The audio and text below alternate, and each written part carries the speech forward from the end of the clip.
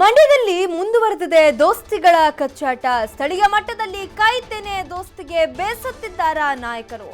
ಕಾಂಗ್ರೆಸ್ ಜೊತೆ ಮೈತ್ರಿ ಬೇಡವೇ ಬೇಡ ಅಂತಿದ್ದಾರೆ ಜೆಡಿಎಸ್ ಶಾಸಕ. ಮೈತ್ರಿಗೆ ಕೆಆರ್ಪೇಟೆ ಶಾಸಕ ನಾರಾಯಣಗೌಡ ವಿರೋಧವನ್ನ ವ್ಯಕ್ತಪಡಿಸುತ್ತಿದ್ದಾರೆ. ಮೈತ್ರಿ ಸರ್ಕಾರವಿದ್ರೂ ಸ್ಥಳೀಯ ಮಟ್ಟದಲ್ಲಿ ನಮಗೆ ಬೆಂಬಲವಿಲ್ಲ, ನಮಗೆ ಸ್ಥಳೀಯ ಮಟ್ಟದಲ್ಲಿ ಕಾಂಗ್ರೆಸ್ಸಿಗರ ಬೆಂಬಲ ಬೇಡವೇ ಬೇಡ.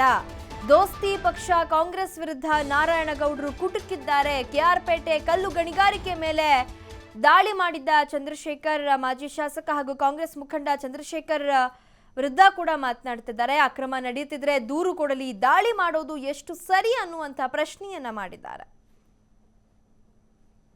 ಮೈತ್ರಿ ಸರ್ಕಾರ ಹೈಕಮಾಂಡ್ ಲೆವೆಲ್ ನಲ್ಲಿ ದೊಡ್ಡ ಲೆವೆಲ್ ನಲ್ಲಿ ಇದೆ. ಚಿಕ್ಕ ಲೆವೆಲ್ ನಲ್ಲಿ ಯಾರು ನಮ್ಗೆ ಇವರು ಕೋಆಪರೇಷನ್ ಕೊಡ್ತಾ ಇಲ್ಲ. ಆ ಭರವಸೆ ನಾವು ಇಟ್ಕೊಂಡ್ವಿ.